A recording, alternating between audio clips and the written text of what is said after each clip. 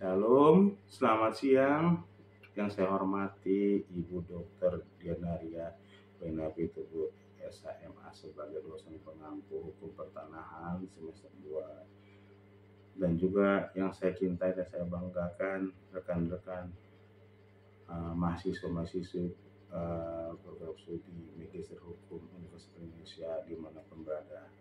Izinkan saya membawakan presentasi makalah saya mata kuliah Hukum Perbankan dan Lembaga Keuangan dengan judul Fintech. Perkenalkan, nama saya Hendriko Dolok Melati Simamora. Nomor induk mahasiswa saya 23021900006, di mana makalah ini merupakan nilai ujian tengah semester. Baiklah, untuk mempersingkat waktu, saya akan membawakan presentasi maka PowerPoint saya yang dengan judul Legalitas Perjanjian Finansial Teknologi berdasarkan Hukum Perdata dan Peraturan Otoritas Jasa Keuangan. Oke, saya angkat latar belakang masalah saya. Yang pertama, Financial Technology, disingkat Fintech, diatur dalam Peraturan Otoritas Jasa Keuangan nomor 13 POJK.02/2018 maaf tentang inovasi keuangan digital di sektor kejaksaan keuangan. Buka kurung, selanjutnya disebut dengan POJK, tutup kurung, belum memberikan penegasan terhadap penyelenggara fintech dalam membuat perjanjian kredit dengan pihak debitur, terutama terkait dengan keabsahan perjanjian yang dibuat oleh perusahaan fintech dengan debitur. Oke, lalu yang kedua saya angkat latar belakang masalahnya. Pasal 20 POJK menentukan bahwa otoritas jasa keuangan melakukan pemantauan terhadap penyelenggara. Penyelenggara yang dimaksudkan oleh OJK ini adalah setiap pihak yang menyelenggarakan inovasi keuangan digital. Perusahaan fintech adalah pelaku penyelenggara inovasi keuangan digital. Berdasarkan pasal 1 angka 1 POJK ini memberikan pengertian inovasi keuangan digital adalah aktivitas pembaruan proses bisnis, model bisnis, dan instrumen keuangan yang memberikan nilai tambah baru di sektor jasa keuangan dengan melibatkan ekosistem digital, atau selanjutnya disebut dengan IKD. Dengan pasal ini telah diberikan pengertian bahwa adanya pembaharuan proses digital yang dilakukan oleh OJK kepada masyarakat, baik kepada pihak penyelenggara maupun pihak debitur, melakukan pemantauan terhadap pihak penyelenggara fintech dalam menjalankan aktivitas keuangan kepada masyarakat, merupakan salah satu pembaruan yang dilakukan oleh OJK atau Otoritas Jasa Keuangan. Pihak yang memiliki IKD disebut sebagai penyelenggara. Tampaknya penyelenggara konferensi mengatur pertemuan dengan cara ini untuk memfasilitasi transaksi. Para pihak wajib melakukan registrasi sebelum transaksi, bagaimana cara melengkapi informasi atau identitas pribadi sebelum mengajukan pinjaman. Posisi fintech dalam kesepakatan tidak jelas. Kesalahpahaman ini muncul karena pemberi pinjaman dan penerima pinjaman tidak membuat kesepakatan sampai penyelenggara sudah menyediakannya. Yang kedua, pemberi pinjaman dan peminjam dapat melakukan transaksi berdasarkan perjanjian saat ini setelah mendaftar. Kesepakatan yang ditawarkan penyelenggara adalah kesepakatan tunggal berkaitan dengan perjanjian. Fintech menjadi tidak jelas. Ketidakjelasan ini karena pihak pemberi pinjaman tidak membuat perjanjian ketidakjelasan ini bersama-sama, dengan pihak penerima pinjaman, melainkan perjanjian itu sudah disediakan oleh pihak penyelenggara. Setelah melakukan registrasi, pihak pemberi pinjaman dan penerima pinjaman dapat melakukan transaksi berdasarkan perjanjian yang sudah disediakan. Perjanjian yang disediakan oleh penyelenggara merupakan perjanjian yang dibuat secara sepihak oleh penyelenggara, bukan dari pemberi maupun penerima pinjaman. Oke. Yang ketiga, perjanjian yang diterapkan oleh pihak penyelenggara merupakan perjanjian baku. Perjanjian baku tersebut dibuat dalam aplikasi fintech. Dalam aplikasi itu memuat perjanjian yang mengizinkan untuk mengakses data pribadi dan dari peminjam uang. Penggunaan data pribadi elektronik oleh pihak lain diperbolehkan sepanjang diizinkan pemilik data pribadi elektronik. Yang keempat, akses data pribadi tersebut merupakan penerima pinjaman karena data pribadi itu merupakan data yang bersifat privasi dari penerima pinjaman. satu sisi penerima pinjaman membutuhkan uang, sedangkan sisi lain penerima pinjaman tidak ingin data pribadinya diakses oleh pihak lain. Dalam ini adanya ketakutan dari pihak penerima pinjaman terkait dengan penyalahgunaan data pribadi miliknya yang tersimpan dalam smartphone. Yang kelima, atau yang keempat, dalam rangka memastikan legalitas perjanjian fintech, penting bagi penyelenggara fintech dan pengguna jasa keuangan untuk memahami dan mematuhi persyaratan hukum perdata yang berlaku serta memperhatikan peraturan otoritas jasa keuangan yang relevan. Dengan demikian, para pihak dapat menjalankan kegiatan fintech dengan legal dan minimalisasikan risiko hukum yang mungkin timbul.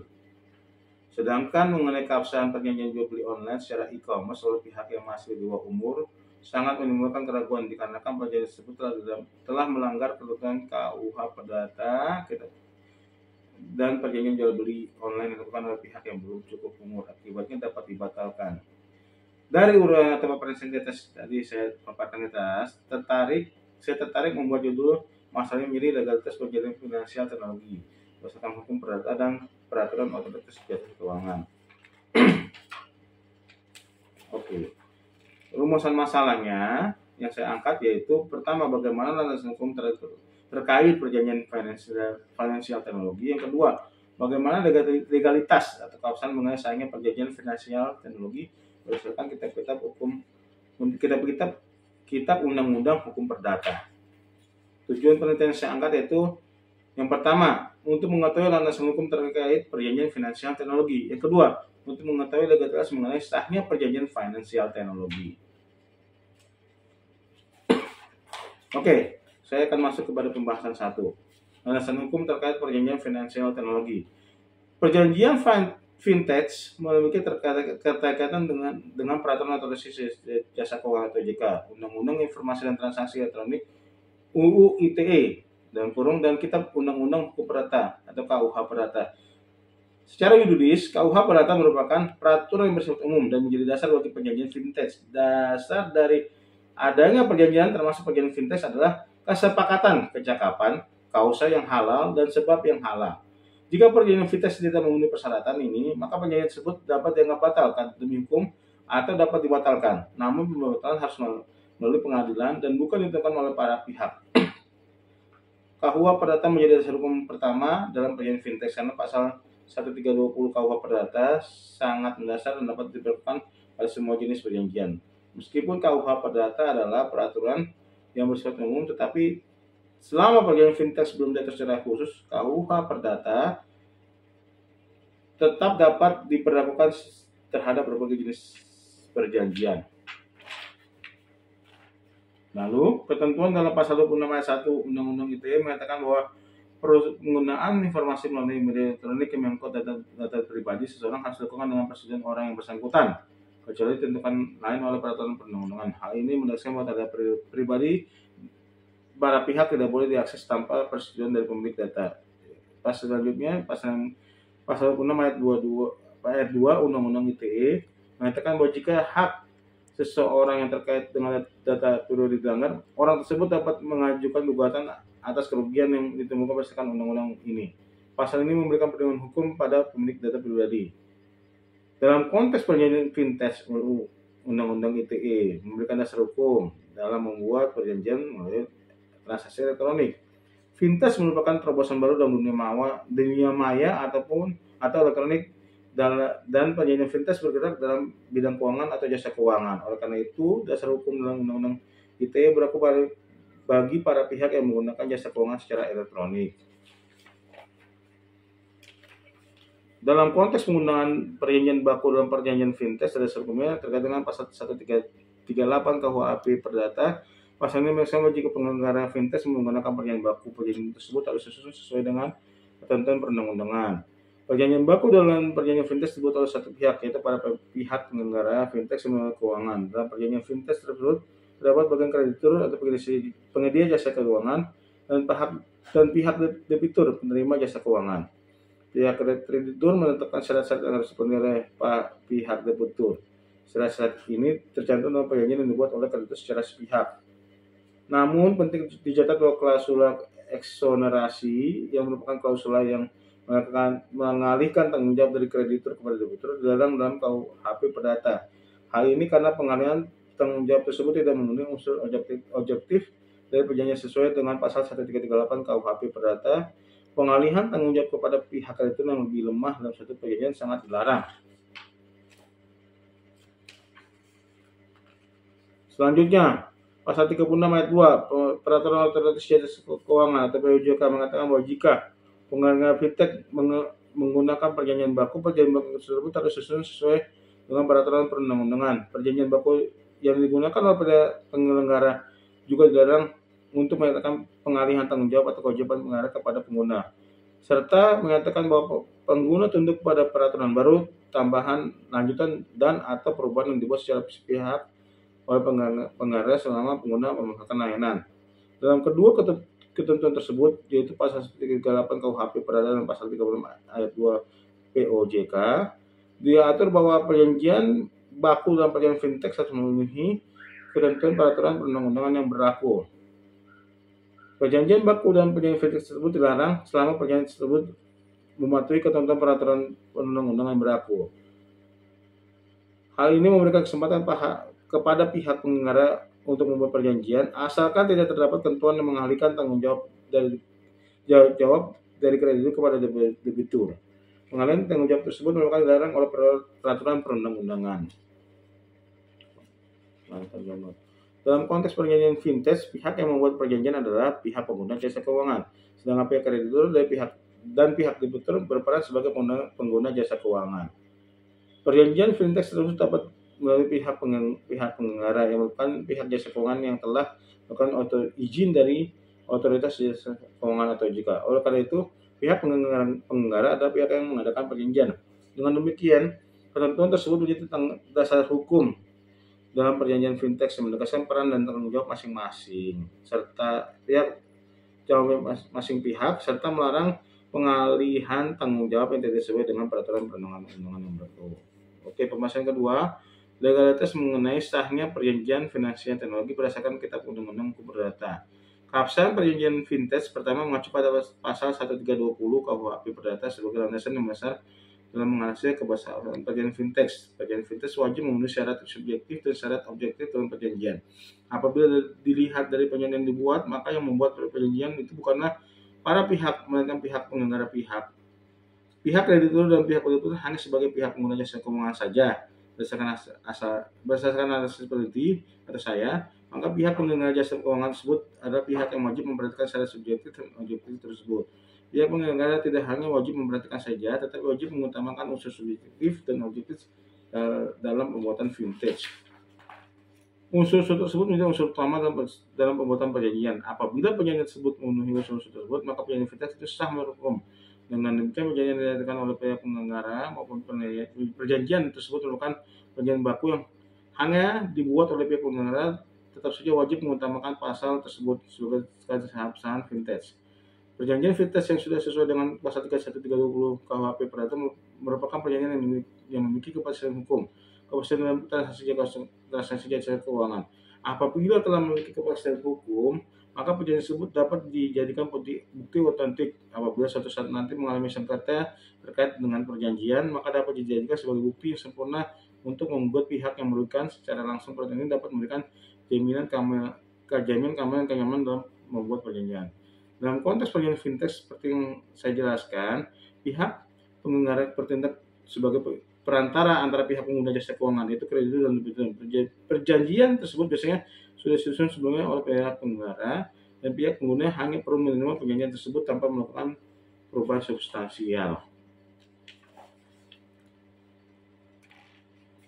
Oke.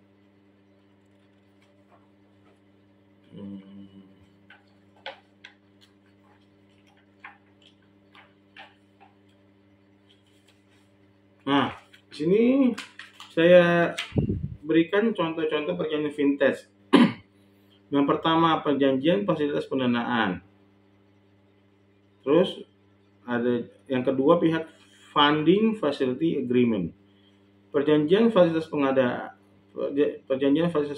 pendanaan ini atau perjanjian ini dibuat dan ditandatangani secara elektronik oleh dan antara pemberi dana dan sebagaimana tercantum dalam Permen A perjanjian ini yang telah terdaftar dalam platform PT Lentera Dana Nusantara yang merupakan penyelenggara layanan pendanaan bersama berbasis teknologi informasi atau LDN yang dalam hal ini diwakili oleh LDN berdasarkan kuasa yang terdapat di dalam perjanjian kerjasama antara pemberi dana dengan LDN. Selanjutnya disebut sebagai pemberi dana dan penerima dana sebagaimana tercantum dalam lampiran A perjanjian ini disebut dengan penerima dana. Pemberian dana dan penerima dana selanjutnya secara bersama-sama dapat disebut sebagai para pihak dan masing-masing sebagai pihak.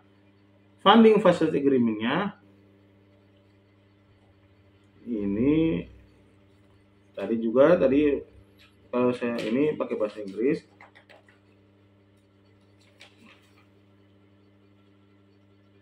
Contoh perjanjian fintech pendahuluan. Poin A-nya bahwa penerima dana bermaksud untuk melakukan fasilitas pendanaan kepada pemberi dana untuk tujuan pinjaman multiguna. Poin B-nya bahwa pemberi dana bermaksud untuk menerima pengajuan tersebut kepada dan memberikan fasilitas pendanaan kepada penerima dana. Yang poin C-nya bahwa pemberi dana bekerjasama dengan LDN sebagai penyelenggara layanan pendanaan bersama berbasis teknologi informasi, dan LDN dapat bekerjasama dengan ketiga untuk penggunaan platform untuk tujuan penyediaan fasilitas pendanaan dalam konteks layanan pendanaan bersama berbasis teknologi oleh informasi yang disampaikan oleh LDN kepada penerima dana. Poin D-nya bahwa para pihak sepakat untuk mengatur syarat dan ketentuan pemberian fasilitas pendanaan dari pemberi dana kepada penerima dana berdasarkan perjanjian ini. Oleh karena itu, dengan para pihak menyepakati hal sebagai berikut.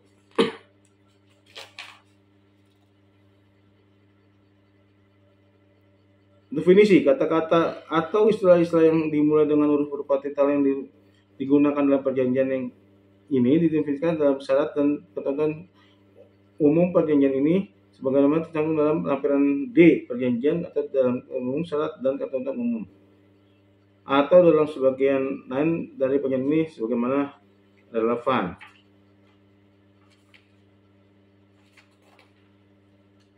Lalu pasal 2-nya fasilitas pendanaan dan pencairan. Poin 21. Pada atau sekitar tanggal perjanjian ini pemberi dana melalui LDN telah mencairkan fasilitas pendanaannya ke rekening bank penerima dana yang didaftarkan penerima dana kepada LDN untuk layanan simpan pinjam melalui platform Shopee. Sejumlah nilai pokok fasilitas pendanaan dipotong dengan biaya pencairan.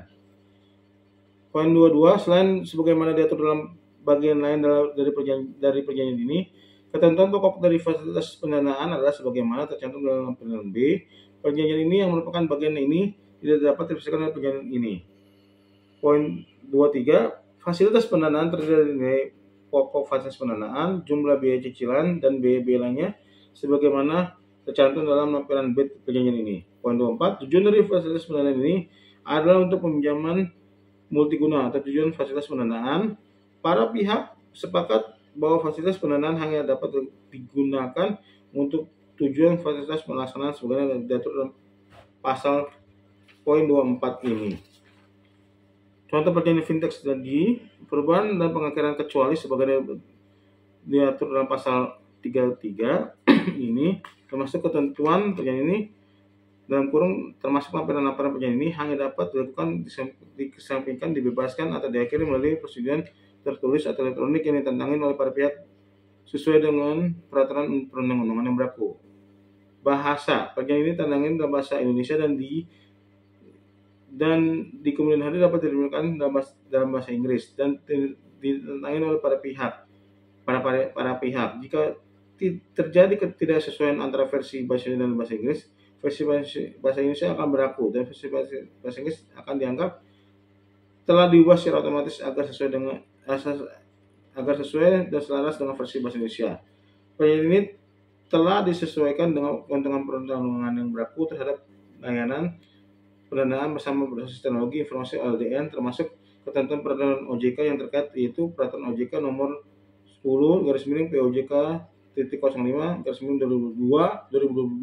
tentang layanan pelaksanaan bersama berbasis teknologi informasi.